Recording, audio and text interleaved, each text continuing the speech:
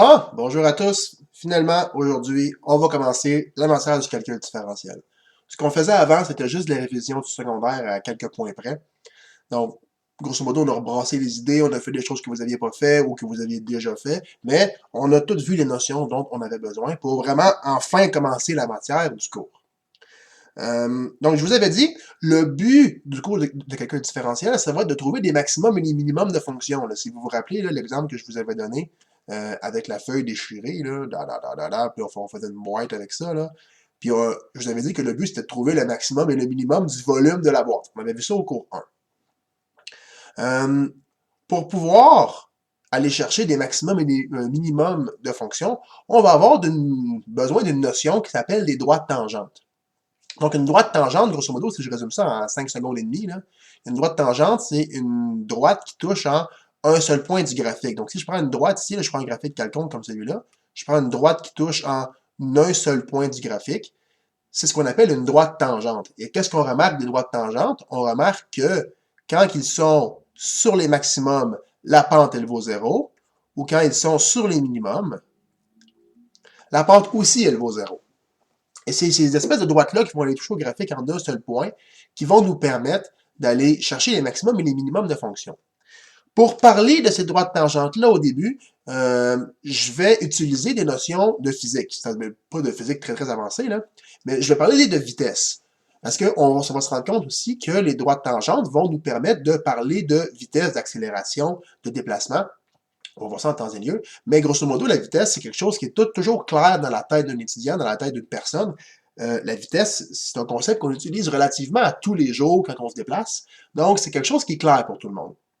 Donc, pour introduire les notions de droite tangente, je vais parler de vitesse. Justement, le titre de la section 2.1, ça s'appelle « Le problème de la tangente et de la vitesse hein? ». C'est-tu bien fait, mes titres? Ça n'a pas de bon sens. Donc, pour parler de ça, on va faire un exemple. Donc, votre professeur de mathématiques quitte la ville de Terrebonne avec son automobile pour venir travailler au cégep de Joliette. Ça, c'est d'habitude. Là, on est à distance, fait que je travaille plus de chez nous. Mais oui, effectivement, là, je viens de Terrebonne, là, donc vidéo en direct de Terrebonne. Donc, mettons que je m'en viens là, pour un cours d'exercice ou pour un examen. Là. Mettons que c'est ça l'exemple. Considérant qu'il parcourt une distance de 55 km en 30 minutes, c'est un petit peu plus long que ça, le temps que ça me prend, mais grosso modo, ça ressemble. En roulant à une vitesse constante. Tracer le graphique du déplacement en fonction du temps de son automobile. Donc, parfait. Je roule à vitesse constante. Donc, au début, au temps 0, j'ai pas bougé. Donc, au début, je suis au point 0,0, le temps n'a pas commencé, je vais pas bouger. Ben, je suis au début. Puis, je dis plus tard, en 30 minutes, donc 30 minutes, si on le met en heure, là, vous savez que 30 minutes, ça vaut 0,5 heure, hein, c'est la moitié d'une heure. Donc voilà. Donc à 0,5, j'ai parcouru 55 km. Donc si je regarde dans mon graphique, c'est l'arc-désique, je mets le temps, l'axe Y, je mets la distance. J'ai un autre point qui est ici. Et là, je vous dis, je roule à vitesse constante. Donc si je roule à vitesse constante, ça veut dire que mon déplacement, il est constant. Tout ça pour vous dire que c'est une droite. Bon. Truc de pro, quand le point n'est pas sur la droite, déplacez le point. Petit truc de prof de maths de la mort. Donc, grosso modo, mon déplacement est une droite comme ça. Et là, je pose la question, à quelle vitesse roulait-il? À quelle vitesse je roulais? Ben, c'est pas super dur à calculer, mais ce qu'on va se rendre compte ici, c'est que c'est la pente qui va nous permettre de calculer la vitesse. Qu'est-ce que je veux dire par là? Ben, on a deux points, on a le point 0,0, puis après, on a le point 0,555. Si je calcule la pente, donc si je fais ma variation des Y sur ma variation des X, ça va me donner 55 moins 0 sur 0,5 moins 0, ce qui me donne 110. Donc, à quelle vitesse roulait-il? Je roulais à 110. Là, logiquement, vous devriez dire 110 km/h. Ce n'est pas une grosse chose ici de deviner les unités. Et comment on a fait pour le trouver? Ben, c'est la pente de cette droite-là qui m'a permis de trouver la vitesse. Maintenant, pour trouver les unités, intuitivement, on sait là, que la vitesse, c'est des km/h. Mais grosso modo, les unités en X, c'est des heures. Les unités en Y, c'est des kilomètres. Puis je divise des Y par des X. Donc, des Y divisé par des X, ça fait des kilomètres. Donc, en haut, au numérateur, j'ai des kilomètres. Au dénominateur, j'ai des heures. Ben, ça fait des kilomètres par heure, c'est ça l'idée. Donc, pour essayer de trouver une unité en mathématiques, en physique, en chimie, regardez c'est quoi les unités de vos chiffres, puis regardez-les dans ce que vous faites comme opération. Donc, ici, j'ai divisé des kilomètres par des heures, ben, man, ça me donne des kilomètres sur des heures, des kilomètres heure. Grosso modo. OK. Maintenant, si vous vous dites, pensez-vous vraiment que ça a été vraiment ça mon déplacement? Tu sais, je veux dire, je suis pas parti de mon entrée de chez nous à 110 km/h, puis là, j'ai pogné l'autoroute à 110 km/h, puis là, je suis arrivé à Joliette, moi, dans le rond-point, puis là, je viré ça à 110 km/h par la 31. Ça se peut pas, là. Tu sais, je veux dire, clairement, c'est pas le vrai déplacement que j'ai fait. Peut-être que ça ressemble un peu plus à ça, mon vrai déplacement. Donc, au début, je suis parti de chez nous, j'allais un peu plus lentement. Ici, j'ai pogné du trafic à la 40, puis la 640.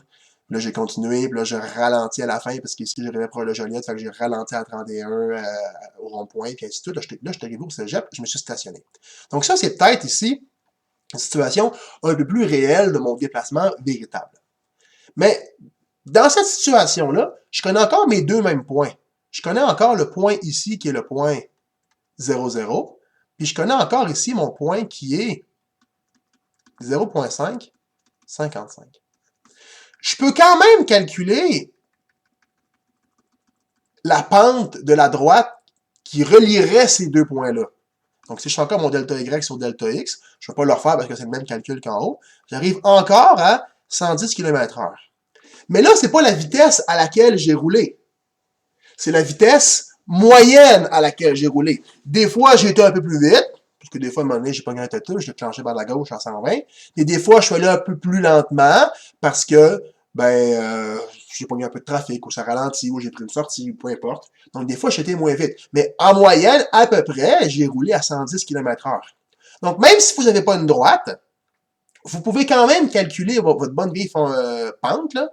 Et là, au lieu de vous donner la variation de la fonction, ça va vous donner la variation de la fonction, mais en moyenne. Donc, cette fonction-là, ici, elle varie en moyenne comme cette droite-là. Donc, dans un cas plus général, quand vous calculez une pente sur une fonction qui n'est pas une droite, au lieu de vous donner la variation, ça vous donne la variation moyenne. Et ça, c'est une notion qui est importante, ce que je viens de dire.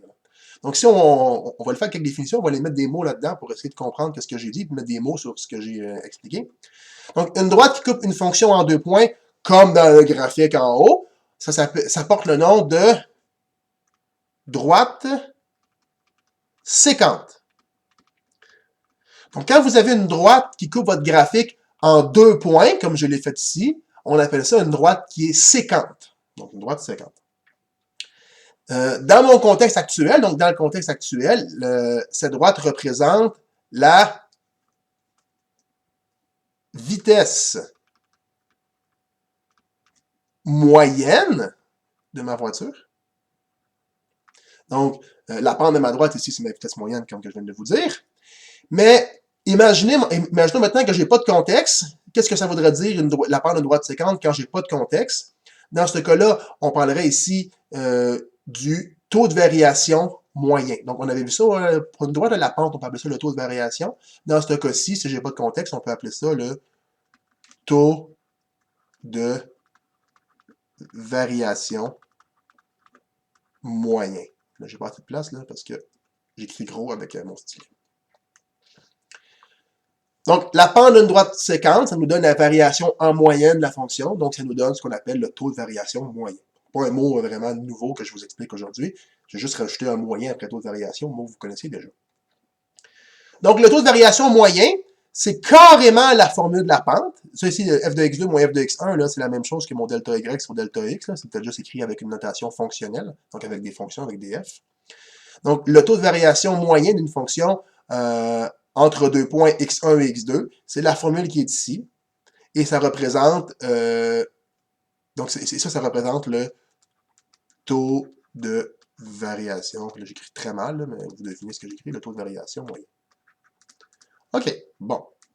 Fait que grosso modo, c'est ça que je vous dis. Si vous n'avez pas une droite et vous calculez quand même la pente, ça vous donne la variation en moyenne entre les deux points que vous avez choisis. Bon, rien de bien compliqué là-dedans.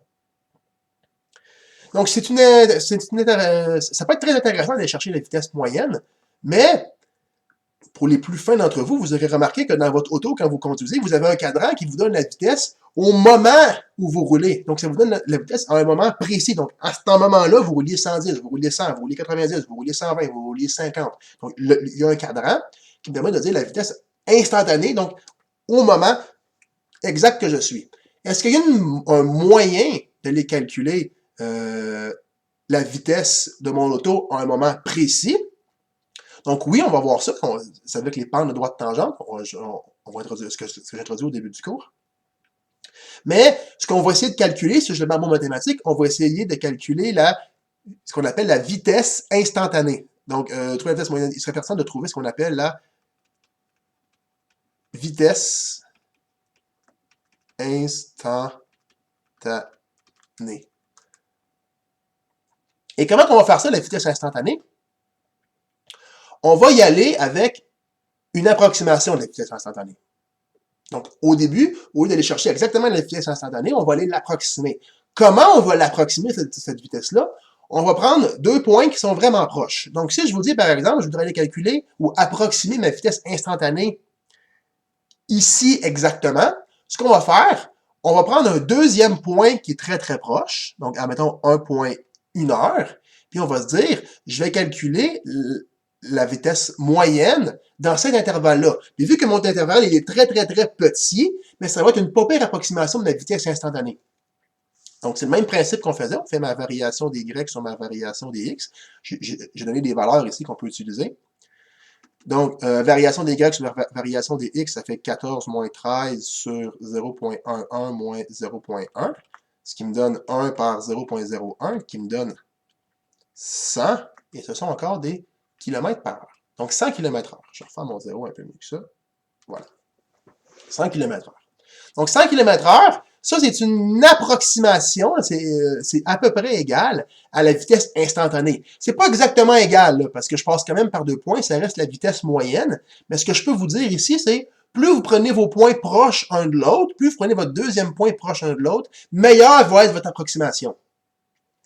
Donc, si je prends mon deuxième point et je le colle, puis je le colle, puis je le colle, là, à un moment donné, il va finir par être super, super, super précis, mais jamais vraiment égal. Mais pour arriver à vraiment calculer une vitesse instantanée, donc vraiment à un endroit précis, le jeu, c'est d'arriver à prendre la distance entre mes deux points qui sont ici pour qu'elle soit infiniment proche. Et si je suis capable de prendre mes deux points infiniment proches, mais c'est là que je vais être capable de les calculer ma vitesse instantanée, et c'est là que je vais être capable de les calculer ce qu'on appelle la pente de ma droite tangente. Donc, là, c'est un peu bizarre ce que je viens de dire. Je viens de vous dire, on va aller prendre deux points infiniment proches. Pour pouvoir aller prendre deux points infiniment proches, il va falloir qu'on utilise un outil mathématique que vous ne connaissez pas encore, qui s'appelle la limite. La limite, ça va nous permettre d'aller chercher deux points infiniment proches, donc être capable d'aller définir comme il faut l'infiniment, qu'est-ce que c'est l'infini d'abord, et après, je vais vous montrer comment on peut aller chercher ensuite notre infiniment proche. Et quand on calcule la pente d'une droite qui passe par deux points infiniment proches, c'est ça qu'on appelle la dérivée, puis cette droite-là, elle s'appelle la droite tangente. Voilà. Là, je vais redire ce que je viens de dire là parce que c'est super important. Quand je prends une droite qui est tangente à mon graphique, donc qui passe en un seul point, la pente de cette droite-là, c'est ça qui s'appelle la dérivée. Donc, c'est quoi la dérivée? Le cours s'appelle calcul différentiel. On va calculer ce qu'on appelle les dérivées. Donc, c'est ça l'essence du cours. Une dérivée, c'est quoi? Une dérivée, c'est une pente de droite tangente. La dérivée, c'est la pente de la droite tangente. La dérivée, c'est la pente de la droite tangente. La dérivée, c'est la pente de la droite tangente. La dérivée, c'est la pente de la droite tangente. La dérivée, c'est la pente de la droite tangente. Là, je le répète comme un cave de même, là, parce que je veux que ça vous rentre dans la tête. C'est ça la définition. Quand on calcule plus loin une dérivée, on va calculer une pente de droite tangente. Donc, la dérivée, c'est pas la pente. La dérivée, c'est pas la tangente. La dérivée, c'est la droite de la pente tangente. Bon, je pense que vous avez compris le principe, là. Donc, tout ça pour vous dire, quand on va être capable de trouver notre droite tangente et de calculer la pente, ça va être ça l'objectif du cours, de pouvoir calculer ça.